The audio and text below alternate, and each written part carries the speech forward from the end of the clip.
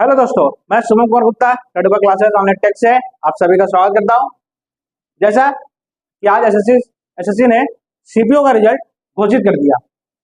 CPO का जो result आया वो शाम में लगभग आया और अभी आपको इसका पूरा इन्फॉर्मेशन दिया जाएगा कि आगे क्या करना है टायर 2 में, और जो जो नई नई वैकेंसी आ रही है उसके बारे में आपको बताया जाएगा।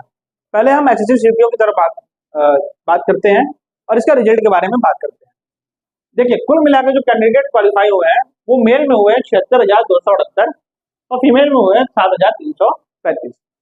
ठीक है, इस बारी एसएससी सीपीओ में एसएससी ने क्या किया है कि 20 गुना कैंडिडेट लगभग बुलाया है। मतलब इसके पिछले बारी आप देखोगे, इसके पिछले बारी में जाओगे तो लगभग 10 गुना ही कैंडिडेट को बुलाया था, लेकिन इस बारी एसएससी ने 20 गुना कैंडिडेट को लगभग बुलाया है। 4,000 वैकेंसी थी, 4,187 वैकेंसी थी और काउंट करोगे टोटल मिलाकर लगभग 83,000 करीब आएगा। मतलब लगभग 20 गुना लोगों को बुलाया है एसएससी ने। अब देखिए, जो कट ऑफ था, जो मेल फीमेल का कट ऑफ था, वो कैसे कैसे वेरी किया ये देखिए। जैसे फीमेल की वैकेंसी कम थी इसलिए उनकी कट ऑफ थोड़ी हाई गई है, तो जो फीमेल की वैकेंसी है अनरिजर्व में 135.27,003। उसी तरीके से ओबीसी में 128.64348 है और एससी की वैकेंसी, एससी की जो कट ऑफ है वो 106.75022 है। एसटी की 98.10614 है और ईडब्ल्यूएस की 127.40295 है। इसी तरीके से अगर हम मेल में आएंगे तो अनरिजर्व में जो मेल की कट ऑफ है वो 119.80335 है। ओबीसी की जो मेल में कट ऑफ है वो 113.50911 है और एससी की 89.8580 और एसटी की 82.65680 और ईडब्ल्यूएस की 111.43520। इस तरीके से अच्छा ये देखिएगा, ये रॉ मार्क्स नहीं है, ये नॉर्मलाइज मार्क है। ये क्या है? नॉर्मलाइज मार्क है। जितना भी नॉर्मलाइज मार्क इतना होगा वो टायर 1 क्वालिफाई किया है, उन्होंने टायर 1 क्वालिफाई किया है। अच्छा ये मत सोचिएगा कि आपका रॉ मार्क्स मान लीजिए 123 है। कभी कभी किसी का इस बार ऐसा भी हुआ है कि उनके अनुसार जो रॉ मार्क्स था वो लमसम 123 था, लेकिन उनका लिस्ट में नाम नहीं है। ठीक है, किसी का 120 था, उसका लिस्ट में नाम नहीं है, क्योंकि क्या हुआ, नॉर्मलाइजेशन में मार्क्स कम हो गए। नॉर्मलाइजेशन में मार्क्स कुछ कम हो गए होंगे, इस वजह से क्या हुआ होगा कि ओबीसी की जो जिसने क्वालिफाई किया होगा 120 नंबर लाके वो क्वालिफाई नहीं कर पाया, मतलब उनके मार्क्स कम हो गए, क्योंकि मतलब उनका शिफ्ट सिंपल होगा।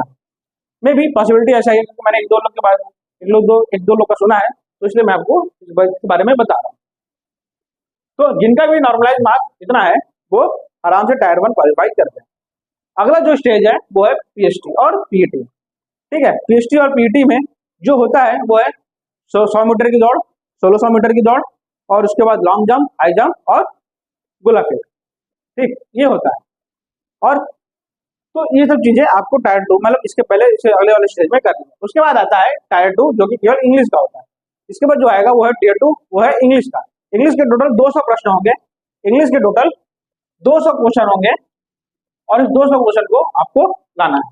ठीक, अच्छा मैं मान लेता हूं अगर कोई 113 ही नंबर लेके, मतलब इतने नंबर आया, वो ओबीसी का कट ऑफ क्लियर कर गया, तो अब उसको देखना है कि स्टेज 2 में मतलब जो टायर 2 जो टियर 2 होगा उसको 200 में से लमसम मिनिमम अगर लेके आना होगा तो 170 मार्क्स लेकर अगर वो आ गया इंग्लिश में, तो वो क्या होगा, उसको कोई ना कोई एक पोस्ट जरूर मिल जाएगी।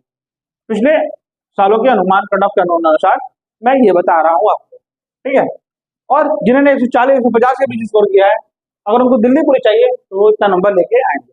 मतलब अगर उन्होंने 140 को 50 से करीब स्कोर किया है और वो इतना नंबर लेके आते हैं तो उनको दिल्ली पुलिस एसआई मिल जाएगी।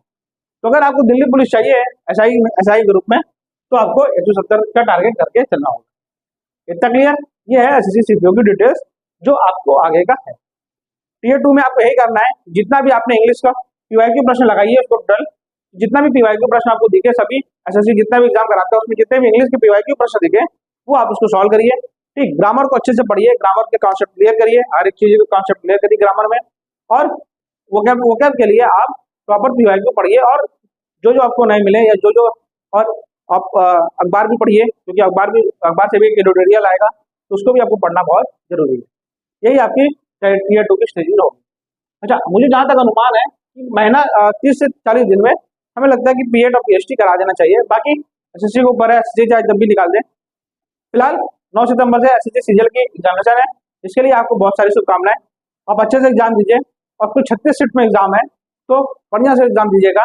जिसका अंतिम है वो अपना प्रैक्टिस बनाए रखे और जिसका स्टार्टिंग में है वो केवल और केवल अब जो चीज़ों को रिवाइज करे, जो क्या है जो चीज़ उन्होंने छोड़ा हुआ है उस प्रॉपर चीज़ को रिवाइज करे और देखे कि क्या क्या हमारा मार्क्स है। जिनके भी अगर एसएससी सीजीएल के मार्क्स जो भी मार्क्स दे रहे हैं जिस वेबसाइट के थ्रू दे रहे हैं, ठीक है, या जिस ऐप के थ्रू दे रहे हैं, जिस प्लेटफॉर्म के थ्रू दे रहे हैं, अगर उनका रिजल्ट के हिसाब से देखा जाए, अगर वो एसएससी सीजीएल के मार्क में अगर 140 135 के करीब आ रहे हैं तो वो सेफ जोन में माने जा सकते हैं। ठीक है, बाकी तो एसएससी जाने और कट ऑफ क्या निकाले।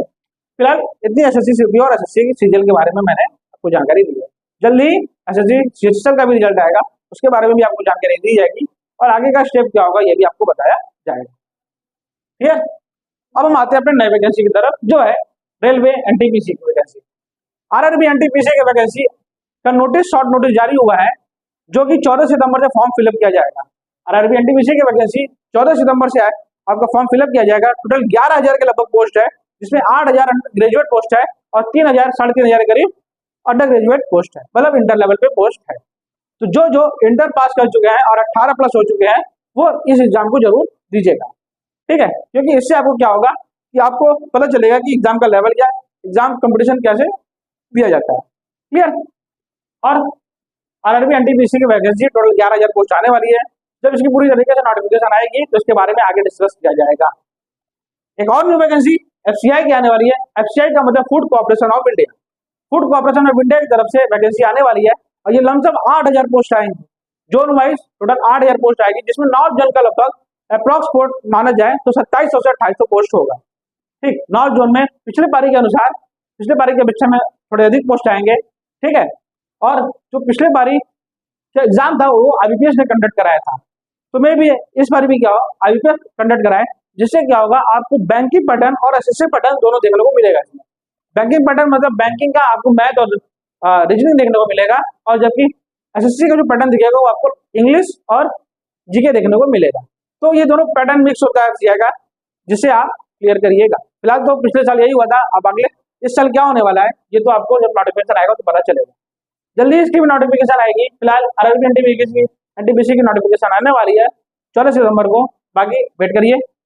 और एसएससी सीपीओ के रनिंग और बाकी सब चीज़ों की प्रैक्टिस जोरों शोरों से करिए। बहुत बहुत बधाई हो जो भी क्वालिफाई किया है, और आगे बढ़िए। और सीजीएल, अगर आपका सीजीएल का एग्जाम है तो आप उसको पहले फोकस करिए। जिनका भी टारगेट है सीजीएल के पोस्ट के लिए वो सीजीएल को फोकस करें, और जिन्होंने सीपीओ क्वालिफाई किया है वो अपना रनिंग जैसे भी हो अपने लेवल से कर सकते हैं। ठीक है, मिलते हैं अगले वीडियो में। अगला वीडियो होगा परसेंटेज का, ठीक, जिसमें हम आपको बेसिक और कुछ कॉन्सेप्ट परसेंटेज के पढ़ाए जाएंगे। ठीक है, तब तक के लिए अलविदा। चैनल को सब्सक्राइब करना ना भूलें और बेल आइकन पे जरूर दबाइएगा, जिससे क्या होगा कि हमारे चैनल के नए वीडियो आपको तुरंत नोटिफिकेशन में मिल जाएंगे। तब तक के लिए अलविदा।